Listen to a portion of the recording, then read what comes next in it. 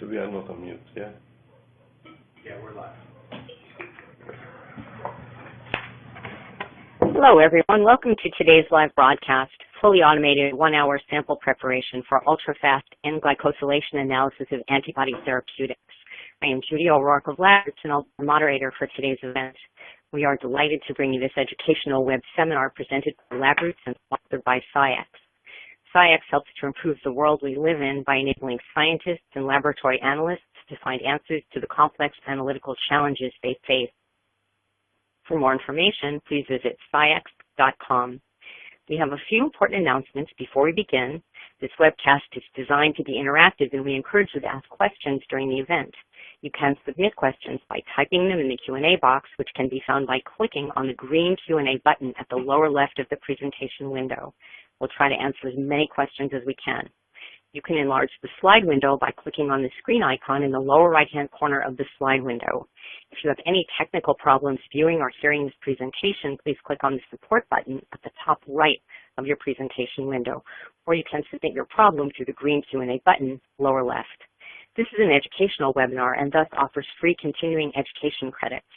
After the webinar is over, please click on the CE button located in the bottom left-hand corner of your web page and follow the process of obtaining your credits. I would now like to introduce today's speaker, Dr. Andras Guttman, Applications Manager at SciEx Separations. Dr. Guttman leads the application efforts at SciEx Separations in Brea, California, and holds the Translational Glycomics Professorship at the Horváth-Csaba Laboratory of Bioseparation Sciences at the University of Debrecen, Hungary. His work is focusing on capillary electrophoresis and CESI-MS-based proteomics and glycomics analysis of biopharmaceutical, biomedical, and cell biology interests. Professor Guttman has more than 269 scientific publications, wrote 35 book chapters, edited 4 textbooks, and holds 19 patents. Until recently, he served on the COS board and as president of the Hungarian chapter of the American Chemical Society. He is on the editorial boards of numerous international scientific journals. Dr. Guttman graduated from the University of Veszprém, Hungary, in chemical engineering, where he also received his doctoral degree. He was recognized by the Analytical Chemistry Award of the Hungarian Chemical Society in 2000, elected as a member of the Hungarian Academy of Sciences in 2004, named as a Fulbright Scholar in 2012, received the COS CE Farm Award in 2013, the Aron János Medal of the Hungarian Academy of Sciences, the Proscientia Award of the University, and the Denis Gabor Award of the Novafor Foundation in 2014. I will now turn the presentation over to Dr. Guttman. Thank you very much for that nice introduction, and thanks for all the attendees to attend this webinar. I guess the title was already announced, so it's a fully automated version of a very rapid sample preparation and doing ultra-fast N-glycosylation analysis of antibody therapeutics. Okay, go to the first slide, and we see that in 2016, 7 of the 10 mostly sold drugs are protein therapeutics. And interestingly enough, 5 of those are monoclonal antibodies, which makes it very, very important that we have very rapid and very efficient methodologies to analyze those glycosylations. The IgG1 molecule looks similar like that one, and it has one N-lin glycosylation site around asparagine 297, which is conserved, so that is specific for all IgG1 molecules. And the variability of the glycosylation of that particular site really depends on expression conditions and so forth. The structural diversity of that particular glycosylation is dependent on, again, on the fucosylation. It has a core fucose or not, the galactosylation, how many galactoses do they have, how many sialic acids, and so forth. This glycosylation at that site determines the biological activity, the physical-chemical properties of the molecule, and the ADCC, which is the antibody-dependent cellular cytotoxicity, and the CDC, which is the complement-dependent cellular cytotoxicity function. The importance of the IgG glycosylation analysis is very, very high at clone selection. It's a high throughput requirement there. Companies might have hundreds of samples, but they have to check through in a very short period of time. During product characterization and, of course, lot release. The significance of glycosylation on these IgG1 molecules are like the galactosylation, the sialylation, the fucosylation. As I mentioned earlier, for example, if we check the core fucosylation right there, I just try to make an arrow right here, and then one can see that in that case, if the fucose is there, that is a different effect if the fucose is not there. So that's quite important, and one can do like a quality by design approach to have that fucosylation or not. But let's go first to the symbolic representation of glycans, because one of the big problems is that glycans are so complicated molecules that if we just would like to have the general chemical structure on those and put them in every single slide, we won't be able to really follow the presentation. So we have to use some kind of an abbreviated version of that presentation. And this is what this slide shows. It's a biantennary structure with two sialic acids and the core fucosylation and a bisecting glucneck. On the upper left side of this slide, you can see the original chemical structure, but on the lower right side, you can see the abbreviated name of that thing, and like a very simplified structure following the Oxford nomenclature. And in that case, all the monosaccharide units are defined by these different forms of like squares or circles, and the linkage is in the direction like from 2 to 8, as you can see, and the linkage type by the straight lines or the dotted line. So it is what I will be using during my presentation to have it easier to follow. So as I mentioned in a couple of slides earlier, the manufacturing process of a recombinant therapeutic protein involves a lot of different steps, starting from the clone selection through transfection, the expansion of the cells, the process development, the production in bioreactors, and the purification. And all of those individual steps require characterization and validation, so the glycosylation of that product should be checked all the way through. And again, with clone selection, we are talking about a lot of samples, like hundreds of samples, in like the production and bioreactors and so forth. It's maybe not that many, but in that case, it's important, and the glycans will be checked very rapidly. So there are alteration options during this processing, and the glycosylation processing itself is dependent on many factors what contribute to the alteration of the glycans which end up on this recombinant glycoprotein. This is like the expression levels of the processing enzymes, the host cell line, the monosaccharide nucleotide donor levels, cell signaling pathways, the loss of given cellular organelles or the pH changes, the mutation of genes. And it's not only the genes of the glycosyl transferases and the glycosidases, but even the promoter regimes of those genes, so which practically define how much of that particular protein will be expressed. And the bioprocessing environment itself, like the temperature, the oxygen level, the carbon dioxide level, and other things during the processing. So the sugars are involved in all key aspects of this bioprocessing. And it makes very, very high importance of having a pretty good process analytical technology in hand. Not even talking about the quality by design approach, when first we have to understand the sugar function relationship, and we have to select the cell lines which will be appropriate for putting those glycosylation with the machinery on the glycoprotein what we really want. Therefore, the proper analytical toolset is very, very important to ensure that the product possesses the correct glycosylation for optimal activity.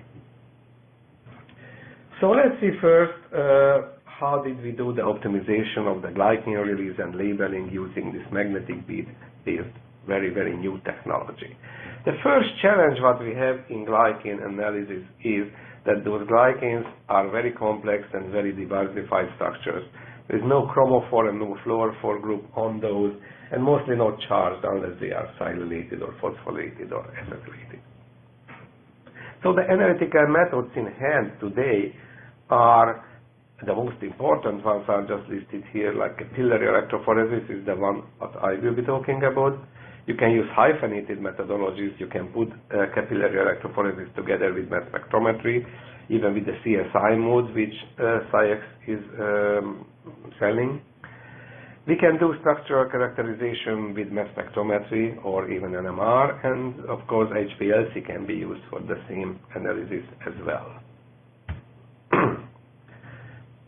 So the first step of the glycosylation analysis of this biotherapeutic product is the release of the glycans from the polypeptide backbone.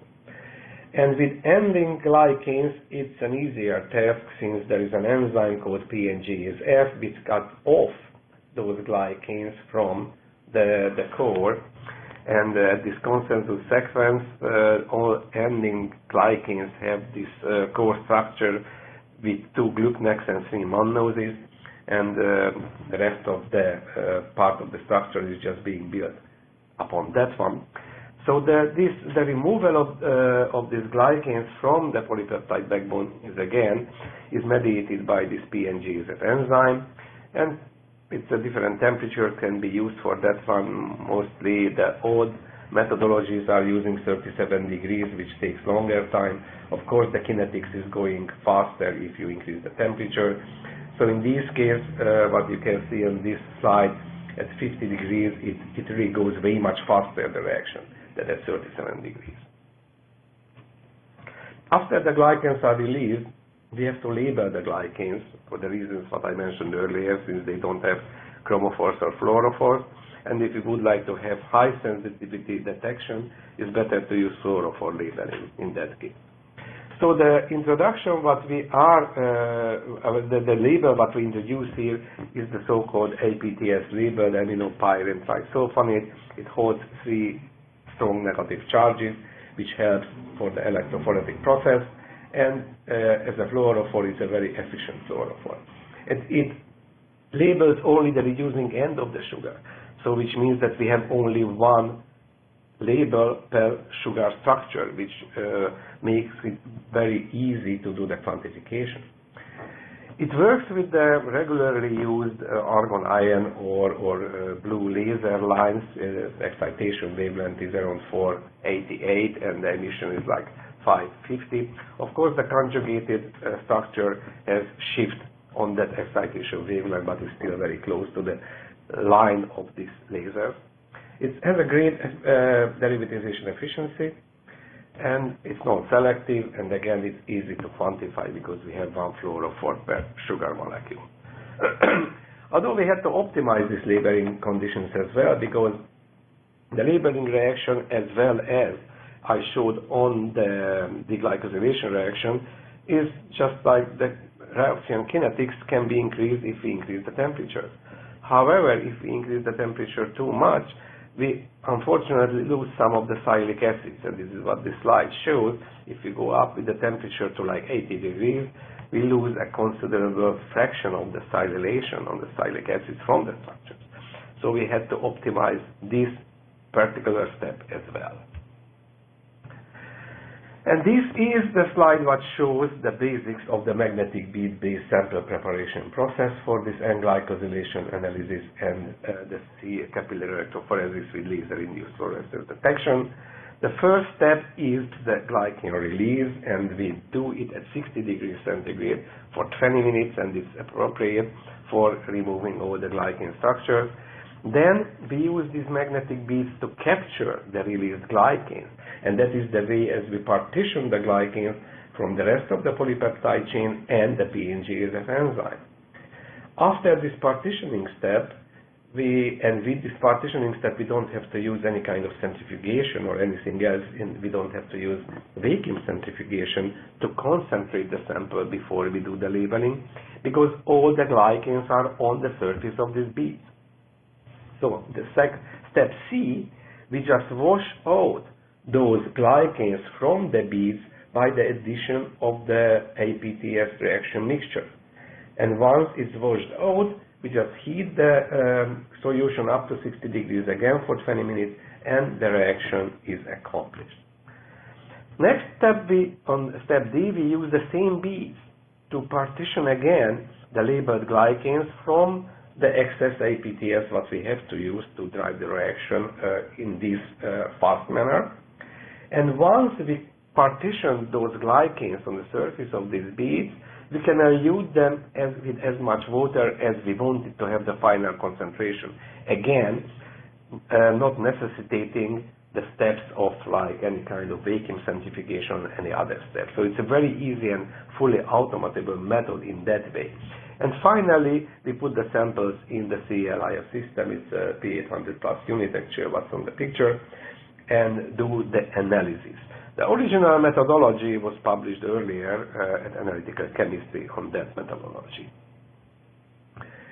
And this slide just shows the comparison with the regular process, which is the upper traces, which are the upper traces, and the magnetic bead-based process, showing the cleanup process that we practically got rid of almost 95% of the excess APTS, so it doesn't bother us with the analysis or the identification of earlier migrating peaks.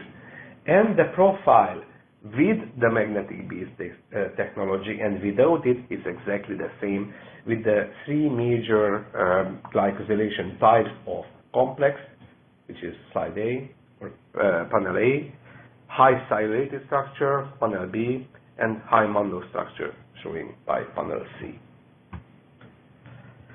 And if you compare the numbers between the overnight reaction and this new methodology with the magnetic beads, the only thing what we see down here is the sialation, which is, as a matter of fact, for our biggest surprise, was even better using these shorter reaction times. So we got a higher percentage of these sialated structures than with the overnight process. So it means that we, as a matter of fact, didn't even lose the sialation in that way to use the magnetic bead-based technology. So let's see the main applications, how we use it for capillary electrophoresis, and how we can go forward from that point with the separation and fast analysis. This slide shows the separation on and the capillary electrophoresis-based separation of the different glucose homooligomers on A and B, and the glucan homoligomer in C. But let's concentrate on the first two, A and B. As one can see, trace A shows the separation by capillary electrophoresis of the APTS labeled glucose oligomers with alpha 1,4 linkage. Trace B shows the same glucose oligomers but with beta 1,4 linkage, and you can see the shape of those molecules. Above trace A, you can see a helical structure, and above trace B, you can see a linear structure, which means that capillary electrophoresis can differentiate just based on the shape of these molecules, because you can see like the trimer or the tetramer or the pentamer are migrating completely differently. And again, those are the same glucose monomer units just being put together with different linkages. So that shows and represents the very, very high resolving power of our system. On the other hand, reproducibility is very, very important, especially if we do like database searches based on glucose unit values, which I will get into in a moment. And for that high precision, if we need higher than like 0.1% RSD, it's better to use internal standards. And these internal standards are the so-called bracketing standards, which bracket the glycans of interest in the range of maltose, which is a dimer, and maltohexadecahose, which is a 16-mer. Almost all of those glycans, what we are interested in, on the analysis of glycans or glycosylation of IgG molecules, are within this bracket. So it's just perfectly covers the area that we are interested in. And once we normalize our migration time for the peaks of interest, with those bracketing standards, we can do the calculation of the glucose unit values. And what are those glucose unit values? Those are abstract units to express the migration time in reference to the amount of oligosaccharide ladder. It's instrument independent. It can even predict exoglycosidase shifts. And as I mentioned, if we are using existing databases, that is what we have to use to plot those numbers against the database. It can be calculated by two ways. One is just a simple stepwise process, and the other one is a polynomial match. Well, the polynomial has very, very high precision, but in most of the instances, the stepwise process is good enough. One thing is very important, though, to keep in mind, that the temperature control of the system should be very good. So this slide just shows that if the same samples are being separated at 20 degrees and 50 degrees, there is a significant shift on the migration time of the IgG glycan structures in comparison to the multi-oligosaccharide ladder, which means if somebody is using a system without any temperature control, the GU values can be all over the places. And why is that? And if the reason behind this phenomenon is the activation energy requirement of the migration of these molecules. And the helical structure linear molecules, for example here what one can see is the 11-mer, migrates completely differently than the branched IgG glycan. And on the lower right corner there is the activation energy plot. You can see that this plot is definitely dependent on a lot of things, but mainly on the temperature. So if we want to use those databases, then we really have to be careful that the temperature control of the system that we are using is in place. So how do we do these glucose units? How we use these glucose units? We calculate it, as I mentioned. Once we get the numbers, we just check those numbers against the database, and that gets us back the structures, and then just go from there. So let's see how one can use the NIBIRT, the National Institute of Biotechnology Research and Training Center in Dublin, Ireland. We have or part of the database on that one being produced by the Horváth Laboratory of Bioseparation Sciences, and there are more than 80 structures in the database. So if we go into the database and wonder about one of those structures, then we can get a lot of information. First of all, the structure itself, and we can get it in different kind of nomenclature. We can get it like in an Oxford or in the Cambridge kind of nomenclature in that way. We can have the GU values for HPLC-C and UPLC. We have the composition of those glycans and all the references in the literature, whoever ever cited that particular glycan, and very importantly, the digestion pathway. So if we use the exoglycosidases, for example, in that case, we see all of those pathways what results in that particular glycan. So again, the use of the database, we do the calculation of the glucose unit values. We have, for example, this one with 7.62, and we check the database. There are a couple of entries with around 7.62, and then we have to decide which one is ours. It's mostly very, very straightforward. We can have 36 possible structures on the IgG heavy chain, and among that one we can pretty much choose which is the structure what is showing up with 762. But if we have any kind of doubt about the structure, we have to do exoglycosidase based sequencing. And the exoglycosidase based sequencing works in such a way that we cut off all the sugar monomers, or the sugar units, from the non-reducing end of the structure one by one. So first we cut off the sialic acids, then we cut off all the fucoses, the core fucoses and the antennary fucoses, then we cut off all the galactoses. After the galactoses, we cut off all the N-acetylglucosamines, and then we end up with the core structure, as I mentioned earlier, the 2 glucnex and 3 mannose containing core structure, which is the basis of all N-link structures. So how does it work in the real life? The top trace shows the glycan pool, the APTS labeled glycan pool of IgG molecule.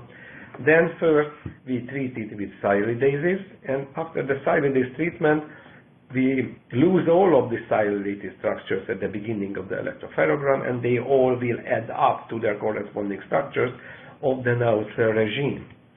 Then we hit the reaction mixture with fucosidase, and we cut off all the core fucoses. You can see a shift towards the faster migration time since we cut off the fucose which hangs out of the molecule and increases the volume, so it migrates faster.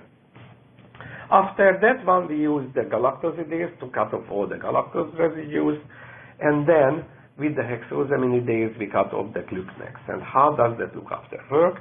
Afterward, the core structure with 4.83 glucose unit value is the one that we end up with because we cut off everything, so this is the core what just we have.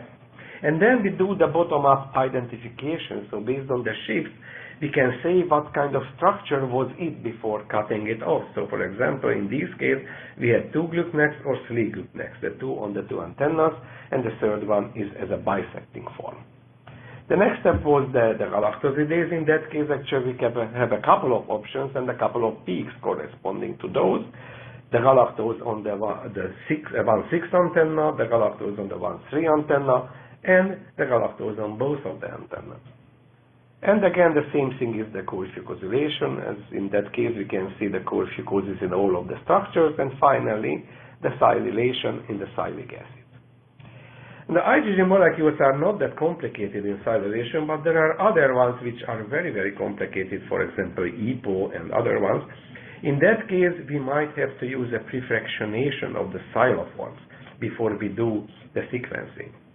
And it can be done very easily with weak anion exchange chromatography. We just collect the fractions of the neutral, the monocylo and the disialo forms, and based on that, we just use the individual fractions to do the exact kind of sequencing as I showed before and do the analysis in that way.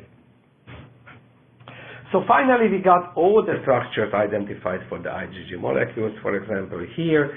And then what we are interested in is the structure-function relationship. So for the quality by design approach, we have to know which feature gives us what kind of a quality. So here, as an example, is the sialylation. It gives the structure some anti-inflammatory feature. If we check the galactosylation, the terminal galactoses, it plays a role in the CDC activation.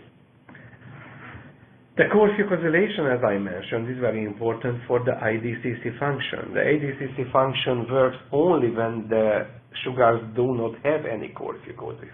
So if the sugars have core fucoses, the ADCC function decreases exponentially. So it's very important if that is the function of the therapeutic drug of interest. And finally, the glucanex, which play a role in the ADCC as well as in cancer metastasis suppression.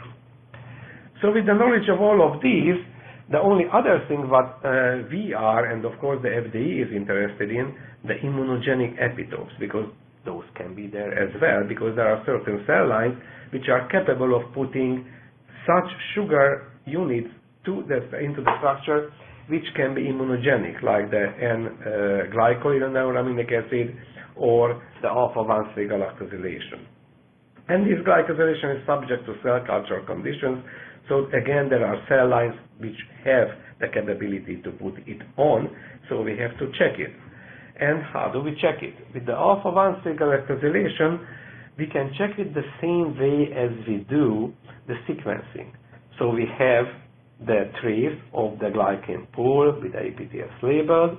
We treat it with sialidase because the alpha-galactosylation is like a replacement of the sialic acid. So if we have any alpha-galactosylated structure, then after the sialidase treatment, they will show up quite late in the electropherogram because those structures are large, sticking out this alpha-1 galactose unit, which is not charged. Otherwise, when the sialic acid is there, they migrate faster because the charge is in addition to the 3 strong charges of the APTS molecule.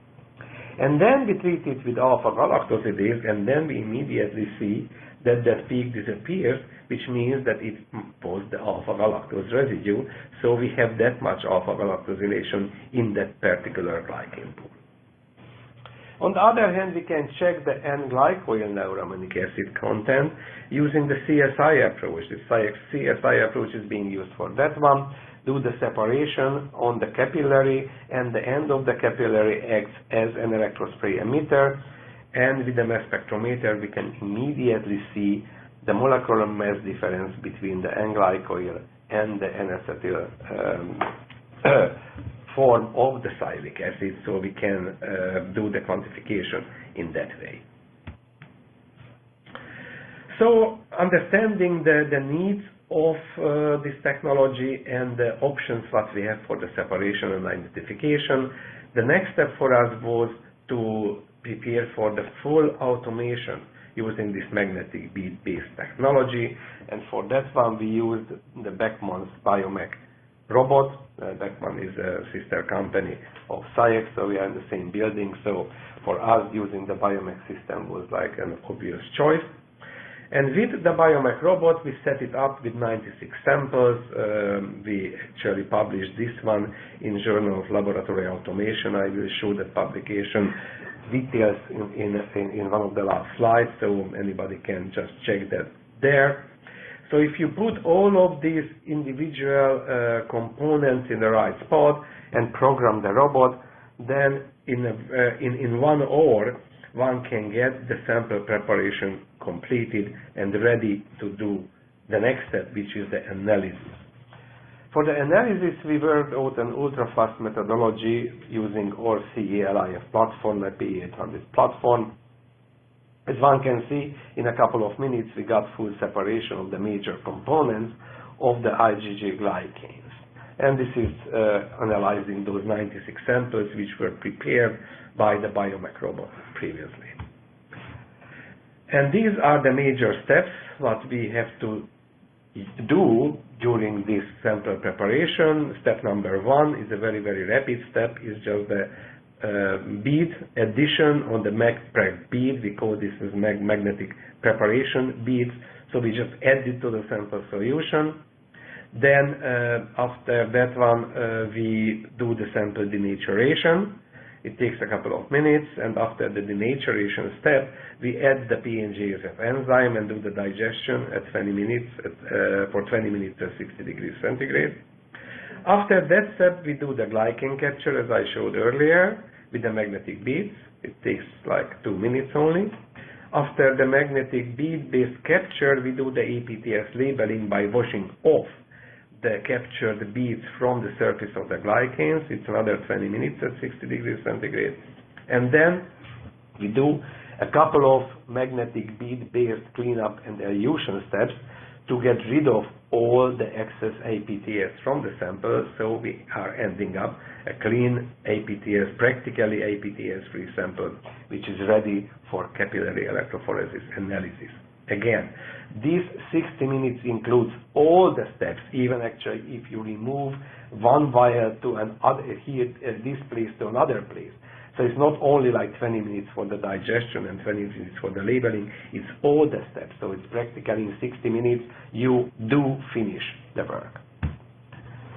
And then, after you finished it, you can have a couple of options for analyzing the sample. You can use the existing N-link carbohydrate separation kit of SciEx. With that one, you get a pretty good resolution. However, there are some components which won't be fully resolved in this case.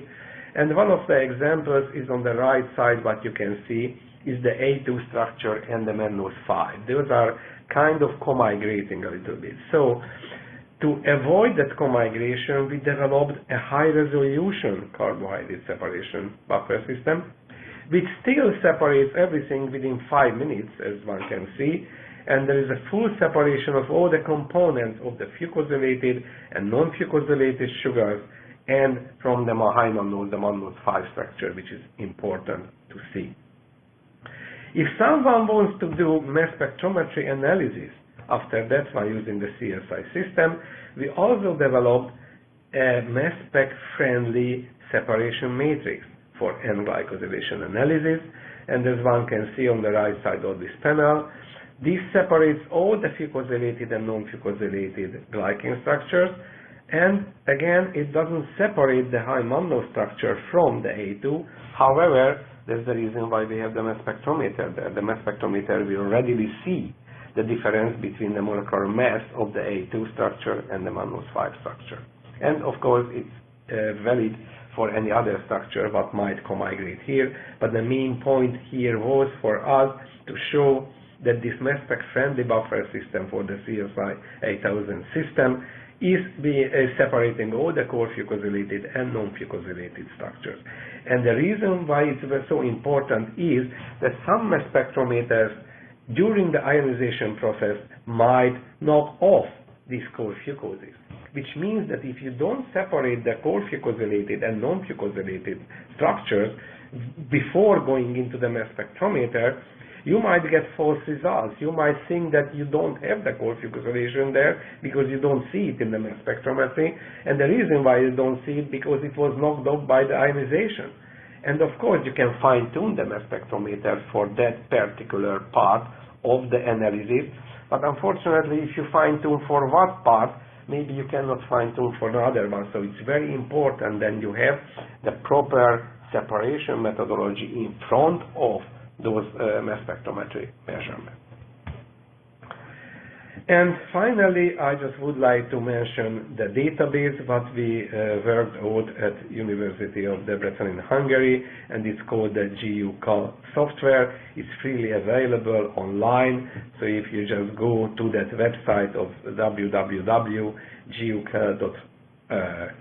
which is Hungary, then you can download that software, and it's very, very easy to use. You just have to highlight the relevant parts, relevant peaks of your glycosylation separation pool, and then just hit search, and the database search will start immediately and gives you the suggested versions or the suggested structures of those glycans.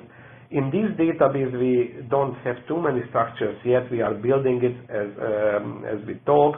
We have like 30-some structures which are the important structures of the IgG molecules, and right now we are building up with other glycoproteins and other glycosylation parts. So we would like to go up to really the hundreds with this database using our new high-resolution GeoBuffer system. Again, the NIBIR database is already up there, but in that case one has to use the original Beckman kit, the NCHO kit. For the new database, we are using the high-resolution one, so it means that it definitely is very important if you have species which otherwise cannot be separated with the regular system. So it's the new kit actually what we are working on. So as a summary, I would say that the glycan release, the APTS labeling, and sample cleanup were all optimized using this magnetic bead-based protocol, and it resulted in a very rapid, like in 60-minute processing time, with very, very good yield and high reproducibility, both in a single or even in 96 well-played operations using liquid handling robots. The CE, the capillary electrophoresis laser-induced fluorescence analysis of the fluorophore labeled glycans were also improved, resulting in very, very fast separation, less than 3 minutes, or to accommodate the high throughput requirement, or the high resolution mode, like in 5 minutes, to accommodate the high resolution requirement. Again, the mass spec friendly buffer system was worked out as well. And there is this small star after the 3 and the 5 minute separations, meaning that is the separation time itself. It's not the injection to injection cycle time, because you have to count into the time to the carousel movements and the tree movements and so forth. So it's certainly not 3 and 5 times 96, but it's more than that depending on the speed of your system and the program as you set it up. Using the liquid handling robot provided high precision sample preparation and minimized contamination risk for large scale processing, like with 96 well plate. And the existing chemistry kits and instrumentation, what we sell currently by SciEx, enable the immediate implementation of this fully automated ultrafast analysis of glycans. So these are the instrumentation and the materials, the P800 plus pharmaceutical analysis system for the CESI-LIF, the carbohydrate analysis and labeling kit, which provides the regular separation means, the CSI-8000 unit, which actually accommodates the CESI-MS approach, the Beckman Coulter Biomax system, what we use for the full automation.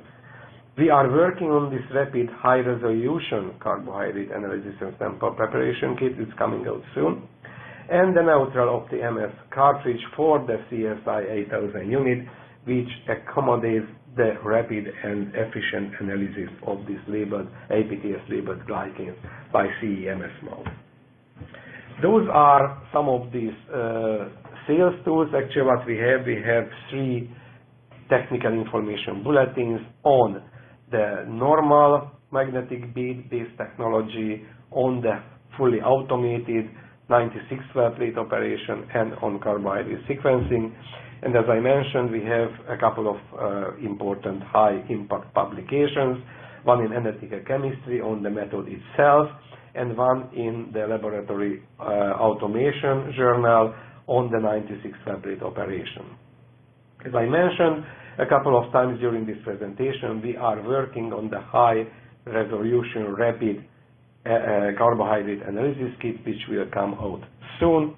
And finally, I just would like to thank my coworkers, their help, Jeff Chapman, Clarence Liu, and Brian Fonsler and Edna, for the help on the SciEx side, for the Beckman side, Michael and Dina, and from my students in University of Debrecen, Csaba Váradi, who worked on the original methodology, and the first author of the analytical chemistry paper, Martin Szigeti, who put the whole thing into full automation, and the first author of the Journal of Laboratory Automation paper, and Gábor Járvás, who is the guy behind the GU call software, and you can feel free to send him email or call him anytime if you have any questions about the use of that particular software.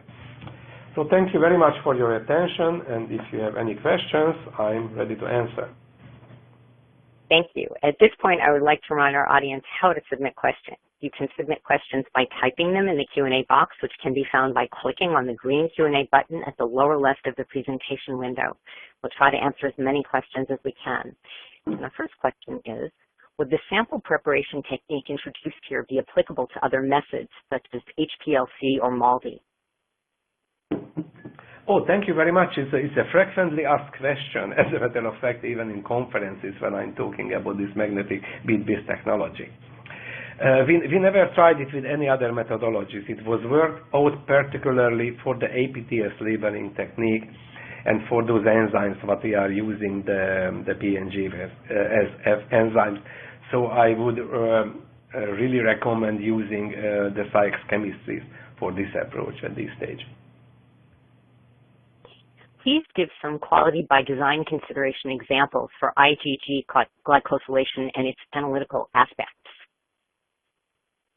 Yeah, that's a very, very important question. And as I mentioned a couple of times during my presentation, the ADCC function of a therapeutic monoclonal antibody is dependent on the core fucosylation.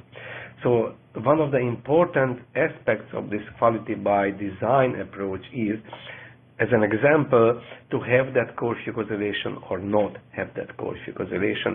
And the analysis of that particular sugar residue is very, very important. As I emphasized earlier, even if one is doing mass spectrometry, they have to do some kind of a separation approach before it goes to the mass spectrometer to avoid any kind of false conclusions. Please elaborate on the problem of temperature-mediated GU shifts in N-glycan database search. Yes, the activation energy requirement of the electromigration of the differently shaped glycan molecules are different, which means that if somebody is measuring with a system and try to get the GU values with changing temperature, the GU values will be changing, and unfortunately, the activation energy requirement for the ladder, which is the basis of the GU calculation, is not the same as the structures of interest. So they will be shifting, and after that shift, after a while, the database just simply won't work. So a very strict and very precise temperature control, like the P800 plus unit, is very important for the use of these databases, which definitely ease up the work of the researchers.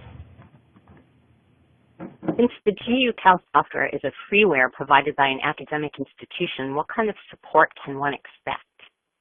Yeah, as I mentioned on the last slide with the acknowledgement slide, Gábor Jarvas is one of my students who is a postdoc actually, who is behind this whole software, and he is getting emails actually every day about the use of the software and specific questions, if people can do this or that. So feel free to go to that website. There is a link, and there is his email address, and just send him an email with your questions, and then he replies in a day, definitely. And we'll be more than happy to help, because it's always helped us to improve the software itself. How reproducible and robust is this magnetic-based method between analysts and over different days? This affects whether we adopt this workflow for release or characterization assay at the contract lab. Yeah. It's when we checked the reproducibility, it was in quantification. It was around like the RSD value was around like 3% when we did use the fully automated robotic systems. Does the capillary length affect the GU unit? The database uses 50 millimeter effective length capillary. What if we use 40 millimeter, a 40 millimeter one? You mean centimeter, I guess, because those are 40 centimeter and 50 centimeter capillaries. No, it does not. If the temperature is controlled properly, you can use 10 centimeter or 60 centimeter. The GU value will be the same. What temperature was used to create the glycobase 3.1? That was 25 degrees centigrade. And the next person says, sorry, I might have missed that part, but how are the glycans captured by the magnetic beads? This is a very interesting phenomenon called crowding. With the high acetonitrile concentration, it's like almost 90%, there is a crowding effect, but is pushing all those glycans to the surface of the beads, and once it's there, we can wash out all the rest of the components, and we can release those glycans by easing up the crowding effect by diluting it with water. There is a Beckman patent on this whole methodology, and that explains actually the effect itself. Compared digestion temperature 50 to 37, but use 60 C, I think that would be centigrade, in the magnetic beads assay. Why so? Excuse me, can you repeat it, because I didn't catch the beginning of the question? Yes, and you'll tell me if I've got it right. Compared digestion temperatures 50 to 37, but use 60 C, would that be centigrade, in the magnetic beads assay. Why so? Yes. So, okay, I understand. The 37 versus 50 degrees centigrade plot is the one that was published in Analytical Chemistry 2 years ago. Since then we optimized the methodology to decrease the release time. The 50 degrees centigrade deglycosylation process still required up to an hour of deglycosylation. When we went up to 60 degrees, and in that case, we could decrease the deglycosylation time to 20 minutes. Okay. If you neutralize the charge on sialic acids, what happens? Resolution gets better, but longer analysis time? Yes. I wouldn't say that the resolution would get better. The resolution would be similar, but you will get all of those big structures at the very end of the separation, like for the alpha-galactosylated structures, it would be the same regime, where you would get all of those highly sialylated structures without the extra charge. But in my view, it would be the same thing. Maybe maybe you get a little bit better separation. I honestly never tried it, but I can imagine that it would work pretty well. How do you deglycosylate IgA? We just ordered IgA 2 weeks ago, honestly, and we are doing it as we talk. So I can get back to you on that one, like in 2 weeks, because there is an Easter holiday right now coming up, and there is another 4-day holiday in Hungary because of the revolution in 1848. But my students have already the IgA, and we are preparing the samples, and I can tell you exactly in a couple of weeks.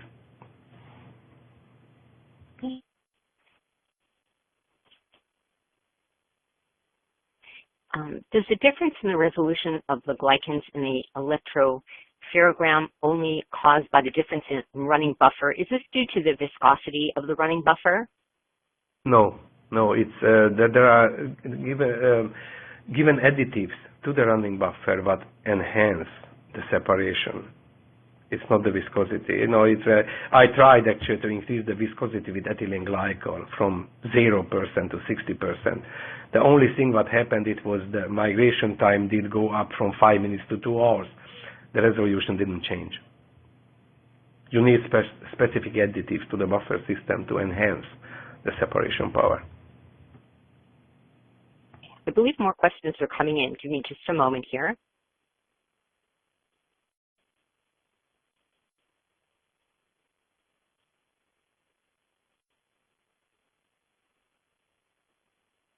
Okay, let me just see.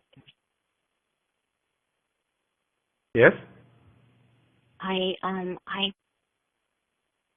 think that I've asked the questions there, so I would like to thank you again and ask if you have any final comments, Dr. Guttman. Thank you very much again for the attention of everybody who ever joined this webinar. And if anybody from the audience has any additional questions, just send me an email. Again, if somebody has a question about the GU-Cal software, send an email to Dr. Jarvás, and we are more than happy to help with any kind of details of the magnetic bead-based technology, the full automation, and whatever other questions are coming up using regular capillary electrophoresis, high resolution, or the CESI-MS with the mass spec-friendly buffer system. And thanks again for attending this webinar.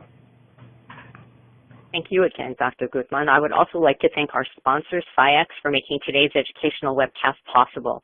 Today's webcast will be available for on-demand viewing through September 10th, 2016. You'll receive an email from LabRoots alerting you when this webcast will be available for replay, and we invite you to forward that announcement to your colleagues who may have missed today's live event. See you next time. Goodbye. That's it.